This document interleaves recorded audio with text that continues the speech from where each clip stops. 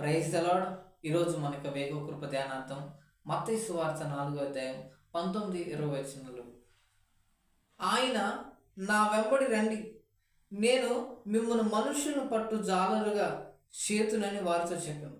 వెంటనే వారు తమ వలలు విడిచిపెట్టెను, ఆయనను వెంబడించిరి. యేసుక్రీస్తు పేతురుని, ఆంద్రేని, అలాగే ఆ తర్వాత చూసినట్లయితే యోహాను, యాకోబు అనే వ్యక్తులను చేపలు పట్టుకుంటున్న వ్యక్తులను చూసి పిలుస్తూ ఉన్నారు.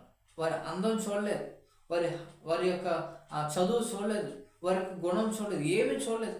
సాధారణంగా చేపలు పట్టుకునే వ్యక్తుల్ని యేసుక్రీస్తు సేవకు పిలుస్తూ ఉన్నారు. అలాంటి దీనస్థితిలో ఉన్న వారే యేసుక్రీస్తు పిలిచిన వెంటనే వారు వచ్చారు అంటే ఈరోజు ఉన్నతమైన ఉద్యోగంలో ఉన్నావు నువ్వు. నీ చదువు, నీ యొక్క జ్ఞానము చాలా గొప్పది. ఆయన పిలిస్తే నీకు అర్థం కావట్లేదా? ఇకనైనా దేవుని యొక్క సేవ కొరకు రా సహోదరి, ఓ సహోదర. దేవుని పిలుపు లోబడు. దేవుని యొక్క పిలుపుకి, ఆయన యొక్క సేవకి నువ్వు సిద్ధపడినట్లయితే నువ్వు ఉన్నత స్థితిలోకి దేవుని నిన్ను తీసుకుపోతూ ఉంటాడు. చేపలు పట్టుకునే పేతుర్ని, చేపలు పట్టుకునే యాకోబుని, యోహాను దేవుడు ఎక్కడ ఎంత స్థాయికి తీసుకెళ్ళాడు అంటే పరలోక రాజ్యం వారి పేర్లు యొక్క లెక్కింపబడే స్థితికి దేవుడు తీసుకొచ్చాడు. సో నువ్వు గవర్నమెంట్ స్థితిలో ఉన్నావు, గవర్నమెంట్ ఉద్యోగం చేస్తూ ఉన్నాను, ఉన్నతమైన ఉద్యోగాలు, డాక్టరు, పోలీసు, లాయరు, ఇంజనీరు, నువ్వు ఏ స్థితిలో ఉన్నావో, కానీ ప్రభు సాధారణమైనటువంటి వ్యక్తులను పిలుస్తున్నారు. శంకర వసుదేశం మత్తయిని పిలుస్తున్నారు. ఇంకా చాలామంది, జక్కయ్యని, ఎంతోమందిని ఆయన పిలిచాడు. ఆయన ఎంతోమందిని కలిశాడు. సో ఈరోజు ఈ యొక్క దేవుని యొక్క పిలుపును వింటున్నా నీవు ఆయన మాటకు లోబడి దేవుని సేవకి, దేవుని రాజ్య పరిచర్యని నువ్వు ప్రకటించేటట్లు, ఆయన ప్రజలని దేవుని యొక్క మార్గంలో ఉన్నతమైన ఆ పరలోక రాజ్యం చేర్చేటువంటి గొప్ప పని నువ్వు చెయ్యాలని ఆయన ఆశపడుతూ ఉన్నారు. అలనాడు 2000 సంవత్సరాల క్రితం యేసుక్రీస్తు పిలిచాడు పేతురు, యాకోబు శిష్యులందరినీ. ఈరోజు దేవుడు ఈ యొక్క మాటల ద్వారా నేను పిలుస్తున్నాడు. సహోదరుడా, సహోదరి, ఇక సమయం వృధా చేయకు. సమయం అనేది ఇక లేదు. కోత విస్తారంగా ఉంది. పనివాళ్ళు కొద్దిమంది ఉన్నారు. ఎక్కడండి? ఊరికి 10 చర్చిలు ఉన్నాయి కదా. ఊరికి పెద్ద పెద్ద చర్చిలు కడతా ఉన్నారు. పాత చర్చిలు పడేసి పెద్ద పెద్ద అపార్ట్మెంట్లు చర్చిలు కడతా ఉన్నారు. ఇంకా మేము వెళ్ళి ఎక్కడ సేవ చేసామండి?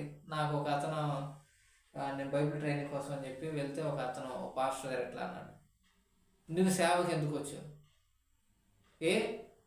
ఊళ్ళో సేవకులు లేరనుకున్నావా? దేశంలో, ప్రపంచంలో పాస్టర్లు లేరనుకున్నావా? ఎందుకు నువ్వు సేవకు వచ్చావు? ఏం చేయాలని సేవకు వచ్చావు? నీకు తెలీదా?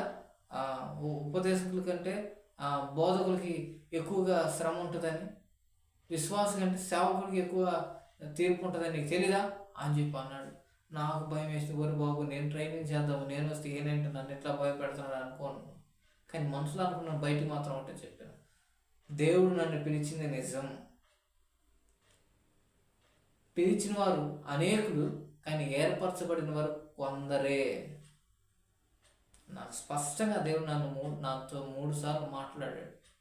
ఒకసారి నేను నిరాకరించి, రెండోసారి నిరాకరించి, మూడోసారి ముచ్చటగా ఆయన స్పష్టంగా నాతో మాట్లాడినప్పుడు నేను ఆయన పిలుపుకి, ఆయన యొక్క మాటకు నేను లోబడి ఈ యొక్క దేవుని రాజ్యం అనే పరిచర్య నేను చేస్తా ఉన్నాను. నాతో పాటు చాలామంది వచ్చారు, మధ్యలో వస్తున్నారు పోతున్నారు. కానీ దేవుడు మాత్రం నాకు తోడుగా ఉన్నాడు. ఆయననే ఆదర్శంగా తీసుకున్నాను, ఆయననే గురిగా తీసుకున్నాను. నేను ఆయన నమ్ముకున్నాను కాబట్టి ఆ యొక్క పరమాత్ముడు, ఆ మహోన్నతుడి యొక్క సేవలో ఈరోజు కొనసాగబడతా ఉన్నాను.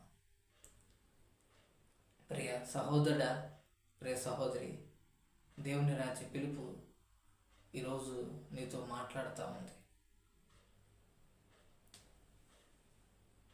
ఆయన యొక్క పరిచయం చేయడానికి, ఆయన మాటలు ఇతరులకు చెప్పటానికి నేను దేవుడు పిలుస్తూ ఉన్నాడు.